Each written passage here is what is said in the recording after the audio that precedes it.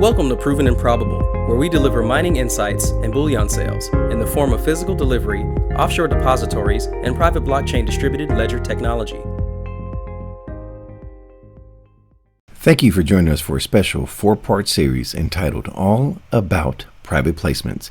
Joining us for a conversation is Tekoa de Silva. He is an accomplished licensed financial advisor for Sprott USA, the preeminent name in the natural resource space.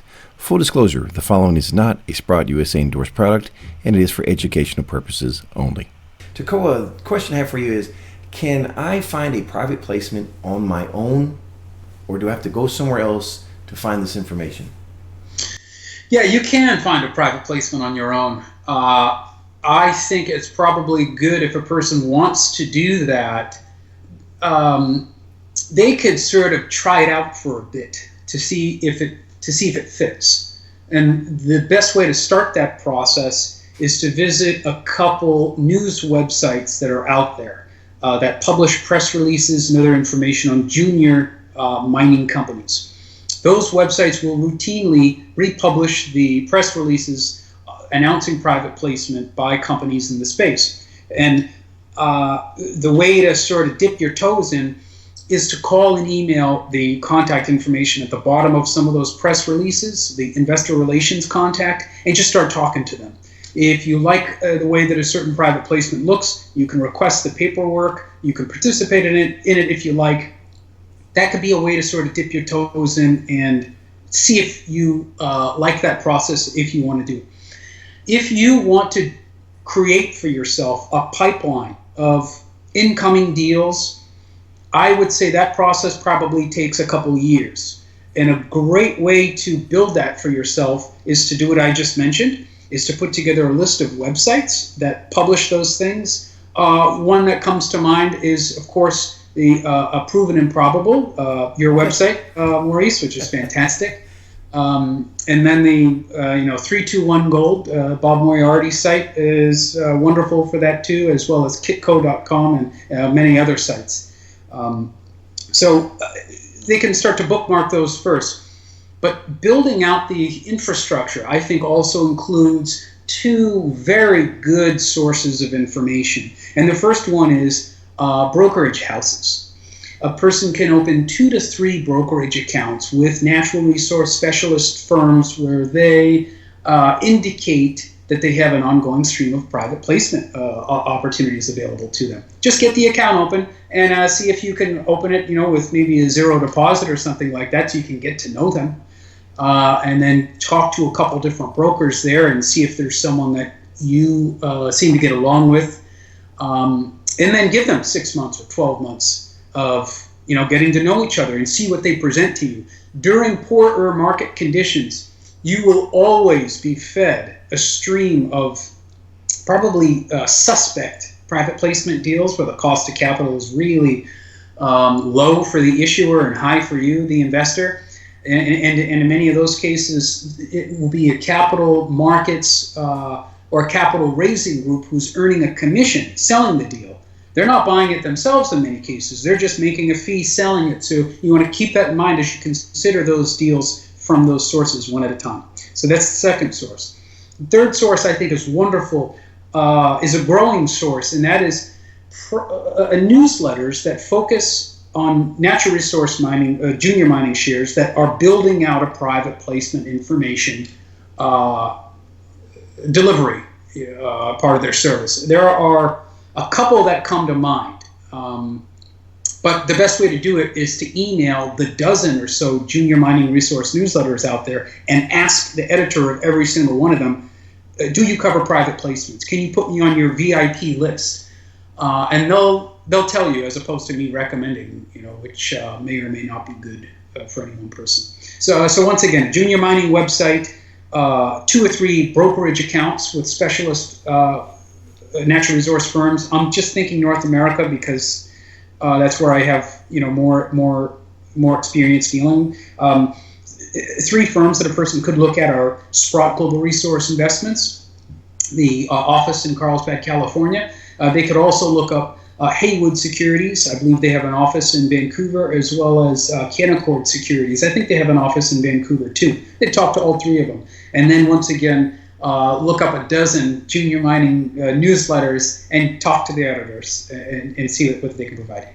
And again, in reference to Sprott USA, a great resource is the resource we have right here before us. Tekoa, I know you have a number of clients that participate and contact you and look for guidance regarding private placement. So we'll provide that correspondence again to contact you. And again, in reference to Proven and Probable, if you look on our homepage, it's very simple. Subscribe for free, and right below the subscribe button is we ask the question, are you accredited? And that's the very reason we ask that question. Should a private placement opportunity come about, we will notify you. All right, next question I have for you, sir. What type of people and resources do I need to participate in a private placement? Okay, so assuming that you've got your deal flow structure built, using those junior mining websites, using your broker contacts, and using your newsletters, what else do you need? If you're going to be doing junior mining private placements, it's, again, exploration and development stage companies that most often raise money by private placement. It is an extremely high risk business.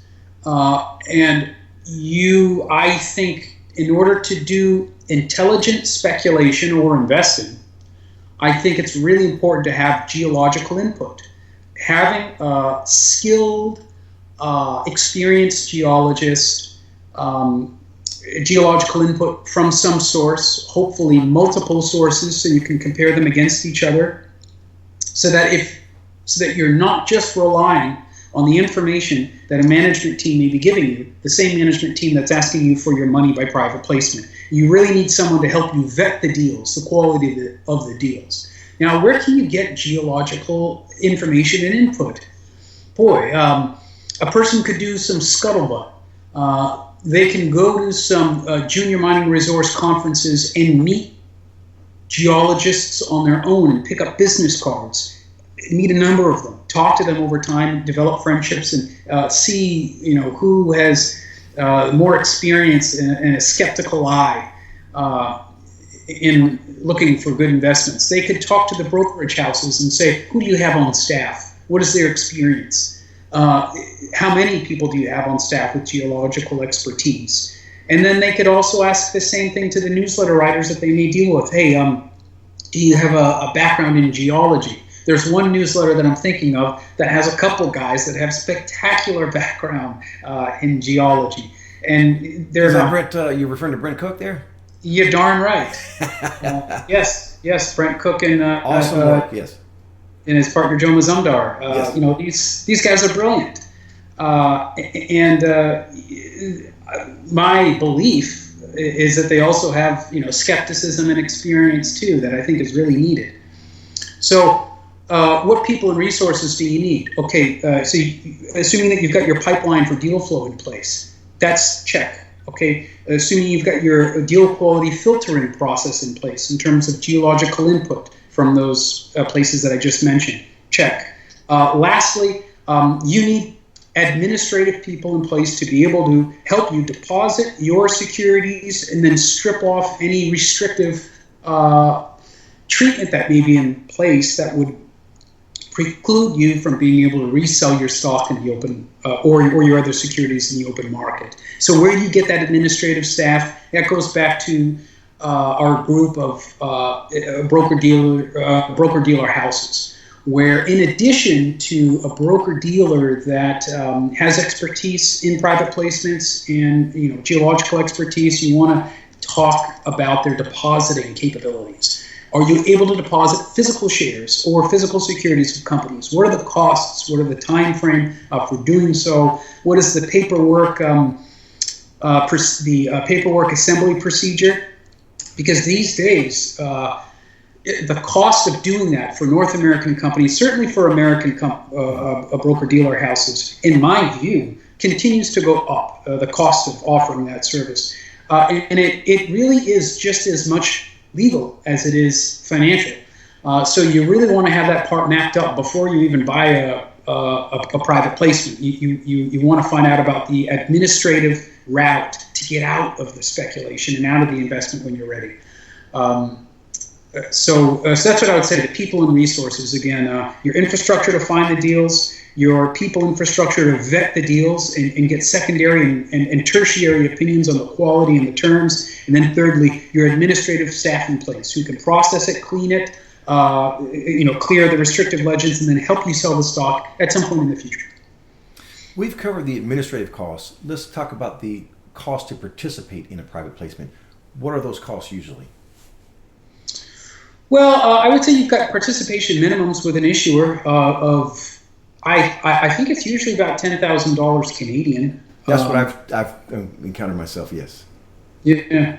Oh, the issuer can always confirm that. So that's about $7,500 US, and then about the $300 to $600 and usually administrative fees. Your broker dealer can confirm that cost for you, and then I would also say to budget a 1 to 2, maybe 2.5% sales commission cost on your way out when you sell the security. Just write that into your budget, and then your broker can confirm the exact cost for that sales commission. Let's talk about third-party fees when participating in a private placement. What can you share with us? Yeah. So for third-party fees, I would bundle that into I would make it part of that $300 to $600 budget that I mentioned. So third-party fees. Well, you've got first off, every brokerage firm has to have something called a clearing firm, a clearing bank. That's where they deposit all the customers' cash and securities. So if you want to deposit a private placement obtained security, they call that a physical security, because whenever you do a private placement, they actually print security certificates that they have to physically send somewhere. And when those folks get it, they need to deposit it. They usually deposit it into their vault systems until they get ready to physically process it and send it out somewhere else. So just to take it in, to touch it, and then deposit it, they have a sort of legal process in place to touch people's property. And so just to deposit it, you have to expect probably about a $100 deposit fee. But that depends on the clearing firm that a person uses. The broker-dealer will be able to confirm the deposit fee. Then once you've done that, and you get ready to remove restrictive legends that may be on the back of a security. A legend is simply a paragraph of text. And a restrictive legend means a restrictive paragraph of text that is printed on the back of a security that says you can't sell this security until this such and such date, or until such and such conditions have been satisfied. And that usually has, in my experience in dealing with U.S. markets, is that it has to do with satisfying legal circumstances regarding where you are allowed to sell securities and where you are not allowed to sell securities.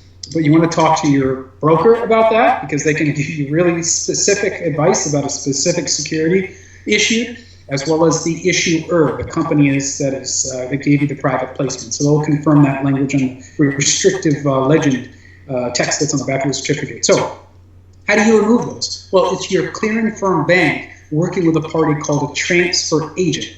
And a transfer agent is a bookkeeping firm that is an intermediary between the clearing firm and the issuer in helping to just handle stock certificates and keeping records of who owns what, dividend payments. They handle all that bookkeeping stuff with regard to securities. So the clearing firm is going to send the physical securities to the transfer agent. The transfer agent, they get it. And they're going to assist with removing those restricted legends and printing new certificates. And they're going to charge for that fee. So out of that $300 to $600 budget, for third-party fees, I would say put $100 aside for the deposit fee. And then I would also, I would expect between $100 to $200 of legend removal fees to come from the transfer agent. ComputerShare is a very large transfer agent company, so they're usually part of the process. And then I'd even make an extra little budget for, let's say, $50 to $75 of an additional transfer agent fee of some kind that they might put back on before they send that back to the clearing firm. So third-party fees, that's what I would say. But that really only covers about $300 to $400, just those two things. And I would say make an extra $200 budget for when things go wrong, because sometimes things go wrong. Some forms sometimes can be misplaced. Truly, that stuff happens. and it can happen anywhere. So you may have to resubmit things, and then sometimes you may get double charged for something, and it will take you forever to fix the double charge. Just all these little tiny little things that come up. Yeah, so that's why you just want to make it a little extra in your budget so there's no surprises. So I would say that pretty much covers the third-party fees. And so just to cover that again, so you're going to receive a stock certificate. That's number one. Number two, it goes into then if you do wish to have that legend removed, which allows you to sell that share, you have to get the legend removed, and then you would send it either to the transfer agent, and the transfer agent then makes it into direct registration. Am I correct in that? Or does it not go into direct registration? Because you're trying to eventually get it to street name, which is when it's with your broker. That's right. Okay. Well, each broker may have a slightly different experience, Maurice, because of the procedures that their clearing firm may require of them. So my experience has been that when an issuer issues the securities that were purchased during the private placement, they could be, based on my experience, issued through two different avenues. One, the transfer agent may immediately print and send out the securities to the subscribers. And the subscriber just means the person who participated in the private placement. They could immediately send out the securities to the person in the mail. So you open up a package and you've got physical stock or debenture or warrant certificates right there. That's the first avenue. The second avenue is they'll be created at the transfer agent, let's assume computer share or something. And then what will happen is they'll be kept at computer share or at the transfer agent in an account there, which the term DRS is often used, which is Direct Registration System. And I've seen people often are issued a statement, and it says DRS Advice Statement, which is similar to like a statement that you may get from a savings bank, which shows the property that you have inside the account at that organization. So the issuer, once again, the security may be issued in two different ways. One, immediately put in paper form and sent to you in the mail, or two, kept in DRS advice at the transfer agent. Now, how do you get it to the broker? If you get the physical securities to you in the mail, you can immediately send them to the broker, and then they'll reroute it to their clearing firm and to the transfer agent to initiate that process of legend removal. Or if you get the securities issued to you on your behalf, but inside a DRS advice or a DRS account with the transfer agent, you'll want to double check with your broker to say, okay, I've got the security issued to me, but it's in the account, the DRS account at the transfer agent. Can you please advise? Can it be digitally transferred to you, to your clearing firm, or does it have to be produced into paper? And does the paper have to be sent in to go through a formal legal review process before it will be allowed to be deposited into the account? In either way, somewhere in that process, the broker that you deal with will likely ask for what are called legend removal forms, which are just extra forms that you sign by hand, and you usually send the original wet signature documents by postal mail to the broker dealer, and then they'll supply them to their clearing firm to aid with the process. Does that answer the question? It certainly does, and I hope it answers anyone's question who's has some ambiguity regarding this, because it can really be a challenge and frustrating not knowing what to do once you get that, because how do I sell it? And you've really honed in on that and shared that with us. So, ladies and gentlemen, this concludes part 2 on all about private placements. If you wish to have a conversation with Mr. De Silva, email tdasilva@sprottglobal.com. If you want to find out which private placements have our attention at Proven and Probable, simply visit provenandprobable.com. Place your correspondence in the subscribe box and let us know that you are accredited. Subscription is free, and we do not share your correspondence with third parties.